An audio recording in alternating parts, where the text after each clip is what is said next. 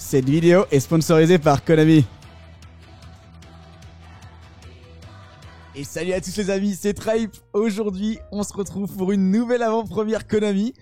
Donc tout d'abord, merci pour leur confiance. Moi, ça me fait extrêmement plaisir de vous présenter un archétype que j'affectionne beaucoup, avec du nouveau support qui sort donc dans Explosion de l'aile des ténèbres. Ça sort le 20 octobre. C'est dans 15 jours les amis, c'est le moment de faire vos dernières précommandes. Préparez-vous pour cette extension de fou furieux, ça va être incroyable. Et aujourd'hui, je vais vous présenter le nouveau support Ninja, un archétype qui est fantastique puisque c'est un archétype qui a 20 ans. Et oui, il a 20 ans car il est sorti dans le tout premier booster Yu-Gi-Oh en 2002 avec le Ninja armé. Donc, on reçoit du support 20 ans après, c'est quand même incroyable. En plus de ça, on reçoit pas juste une ou deux cartes, on reçoit des monstres, on reçoit des magies, on reçoit des nouvelles pièges et un nouveau monstre fusion. Vous allez voir, il est incroyable. De plus, pour les compétiteurs, vous pourrez gagner le Playmate officiel dans les compétitions régionales et également dans les formats OTS. Donc c'est super. Donc sans plus tarder, passons à la présentation.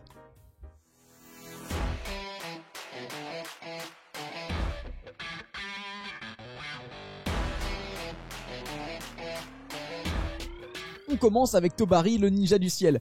En plus d'être une BTL de niveau 1, il possède 3 effets super. Alors pourquoi BTL c'est intéressant? C'est parce qu'il y a des cartes comme Art du Ninjutsu de la transformation, des anciennes cartes justement Art Ninjutsu qui pourront l'aider à s'invoquer sur le terrain. Alors pourquoi c'est intéressant? Parce que lorsqu'il est invoqué spécialement sur le terrain, il n'est pas destructible, ni au combat, ni par effet de carte. Ça marche aussi s'il est retourné face recto. Ce qui est super avec ça, c'est que ça peut se permettre de se protéger, et en plus de ça, il possède 2 autres effets super intéressants.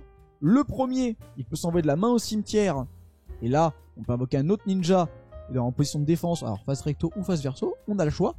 Donc ça permet d'invoquer des plus gros monstres sur le terrain, par exemple ceux à sacrifice, il y en a beaucoup dans l'archétype ninja.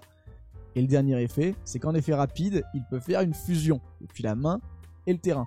Trop bien, un peu comme Polymérisation finalement. Mais comme c'est un effet rapide, ça me permettra aussi d'aller un peu surprendre l'adversaire, parce que on peut faire les nouveaux ninjas, mais pas forcément que ça. Ensuite, Mitsu, le ninja des insectes. Ce monstre possède 2100 points de défense, un véritable mur parmi l'archétype. Il peut s'invoquer donc spécialement depuis la main si on contrôle un monstre ninja ou un monstre face verso. Donc ça laisse vraiment 2 options incroyables dans le deck. En plus de ça, une fois sur le terrain, on peut se protéger des effets de monstres.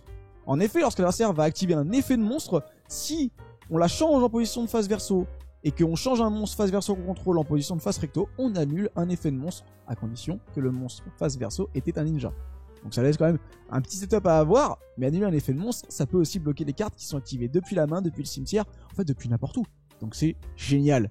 Baku, le ninja des bêtes.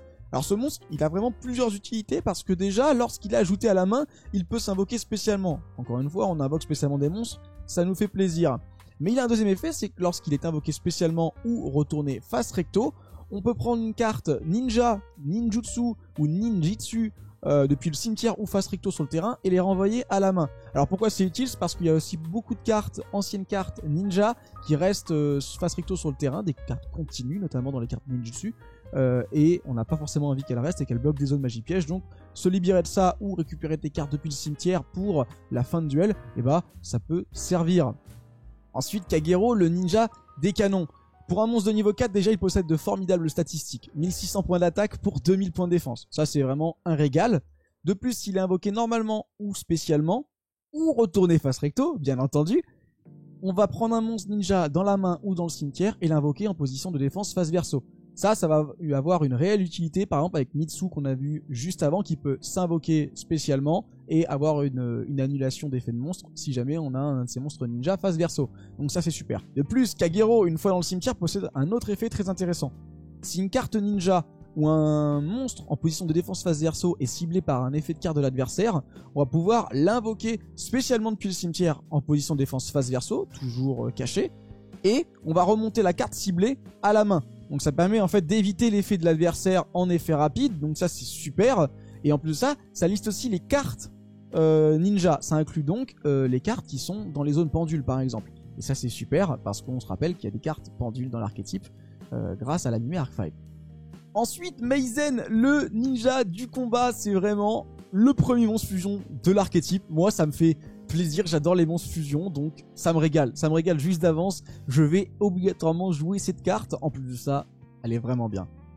Déjà, elle s'invoque avec 2 monstres de type différents ninja. Donc ça, c'est facile parce que par exemple, Tobari, qui fait l'effet de la fusion qu'on a vu en première carte, c'est une BTL. Là où Kagero est un guerrier. Ensuite, on n'est même pas obligé de l'invoquer que par fusion, on peut aussi l'invoquer spécialement directement depuis l'extra deck, en sacrifiant les monstres indiqués, donc 2 monstres de type différents depuis le terrain. Alors on pourra pas le réinvoquer, mais c'est quand même super fort. On peut directement l'invoquer en fusion contact. C'est génial. Au-delà de ça, il possède 3 effets qui sont plutôt intéressants, 2 passifs et un actif. Le premier passif, c'est que tous les monstres ninja peuvent attaquer directement. Bon voilà, ça nous fait plaisir parce que déjà 2500 points pour lui, plus tous les autres qu'on peut invoquer spécialement dans un grand combo, on peut facilement aller chercher 8000 points de vie chez l'adversaire, donc ça c'est cool. Ça, moi, ça me régale. Ensuite, il ne peut pas être ciblé par des attaques tant qu'on contrôle un monstre en position de défense face verso, donc celui-là a un effet un petit peu moins fort, mais je pense qu'il a vraiment des utilités particulières pour le conserver et aller chercher le létal au tour suivant, donc ça c'est cool. Et surtout, son dernier effet, lorsque l'adversaire il active une carte ou un effet, on invoque spécialement en position de défense face recto ou face verso un ninja du deck. N'importe lequel. Trop bien. Surtout qu'on a vu que Mitsu faisait une annulation d'effet de monstre directement, donc on peut la mettre face recto. On peut mettre un autre monstre face verso qui empêche que justement Meizen soit ciblé par une attaque. C'est juste génial. C'est juste génial. Moi ça me régale.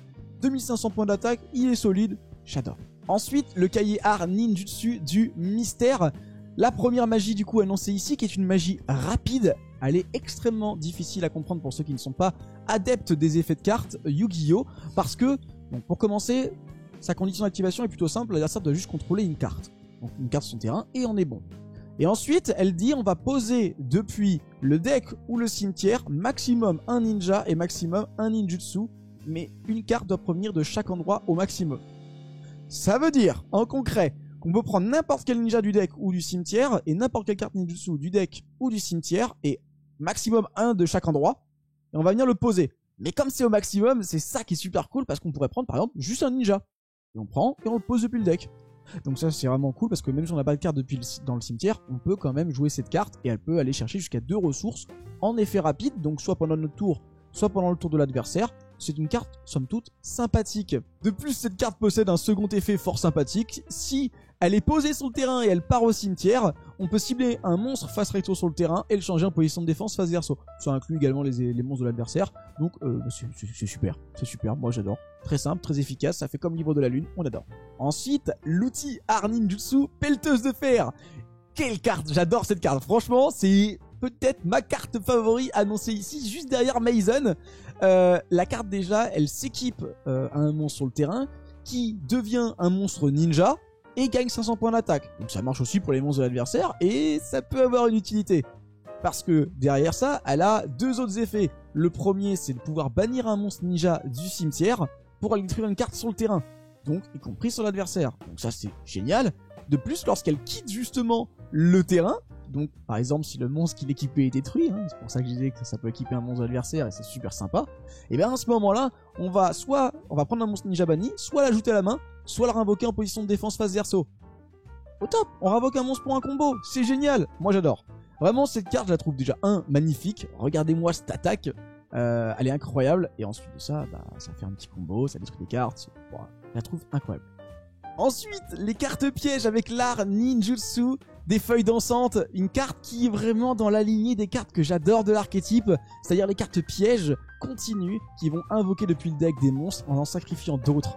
Et celle-ci ne fait pas exception, elle sacrifie des monstres ninja ou des monstres en position de défense face verso sur le terrain pour invoquer des ninjas depuis le deck. On peut penser ici vraiment à Tobari comme sur l'artwork, et ça, c'est génial parce que c'est une bonne idée justement, il permet de faire des fusions en effet rapide, Mitsu qui fait une annulation d'effets de monstres, et en plus de ça, ça sacrifie des monstres ninja sur le terrain. Pelleteuse qui donne le nom, qu'on a vu juste avant, qui donne le nom à un monstre ninja, ça permet de le donner à l'adversaire, sacrifier le monstre de l'adversaire avec cette carte. Et là, on a vraiment un truc super, parce qu'en plus, si on sacrifie un monstre de l'adversaire et on invoque nous-mêmes un monstre du deck, l'avantage qu'on gagne, il est considérable. Donc moi, j'adore vraiment cette carte. Attention justement à la contrepartie par contre, comme toutes les cartes art de la transformation, si elle quitte le terrain, le monstre qui a été invoqué va quitter le terrain lui aussi. Donc par contre si on fait une fusion avec Tobari, on n'aura pas ce problème, mais la carte restera sur le terrain, elle, quoi qu'il en soit. De plus, elle possède un deuxième effet sympathique justement qui permet un peu de contrer le point faible des cartes qui restent sur le terrain. On peut cibler des cartes ninjutsu dans notre zone magie piège justement et les renvoyer à la main. Alors on ne peut pas utiliser les deux effets dans le même tour que je viens de citer, mais on pourra toujours le faire au tour suivant par exemple. On peut faire le premier effet pendant le tour adverse et le deuxième pendant notre tour à nous. C'est super, moi j'adore, j'aime beaucoup. Ensuite le canon Daruma Karma Destructeur. Quel nom et quelle carte! C'est pas une carte de l'archétype ninja, mais elle viendra vraiment aider cet archétype. Vous allez le comprendre pourquoi. C'est une piège normale qui change tous les monstres autant que possible sur le terrain en position de défense face verso, que ce soit l'adversaire ou les nôtres. Et si un des deux joueurs possède encore un monstre face recto à la résolution de la carte, il devra envoyer tous ses monstres au cimetière. Je rappelle que les jetons et les monstres liens ne peuvent pas être en position de défense face verso. Et ça peut être vraiment destructeur si l'adversaire joue ces cartes-là. Donc ça peut être incroyable. Il faudra juste faire attention à nous, pas être utilisé de cartes liens. Mais la carte peut être incroyable. Que ce soit d'ailleurs dans Ninja ou dans un autre archétype, je pense que cette carte a un incroyable potentiel. J'ai hâte de la voir. Voilà. Moi, je vous dis, j'aime bien ce genre de carte un petit peu épicée qui surprend l'adversaire. Et je pense que cette carte-là a fait partie de cette catégorie. J'aime beaucoup, voilà. Donc voilà les amis, pour les 9 cartes qui viendront agrémenter l'archétype ninja dans Explosion de l'aile des ténèbres. Ça va être un régal. J'ai trop hâte de plancher sur une decklist à vous proposer et à jouer en live avec vous. Passez me voir sur Twitch, ça me régalera. Ça va être génial. Encore merci à Konami pour l'opportunité de vous présenter ça en avant-première pour le 20 octobre. Je vous rappelle, les précommandes c'est maintenant les amis. Encore merci pour leur confiance. Moi ça me régale, je vous présente un archétype que j'adore beaucoup parce que les ninjas, déjà les ninjas c'est stylé et c'est un archétype que je joue avec mon petit frère depuis un long moment. Donc voilà, c'est dans mon cœur ce genre d'archétype, ça me fait plaisir. On va se régaler prochainement, que ce soit dans une vidéo deck profile, pour une autre vidéo peut-être, et puis en live sur Twitch. En tout cas je vous dis à la prochaine. N'hésitez pas à vous abonner si c'est pas déjà fait, mettre un petit pouce bleu, un commentaire pour me soutenir, ça me régalerait. Merci encore à tous, on grandit de plus en plus, donc je vous dis à la prochaine, ciao.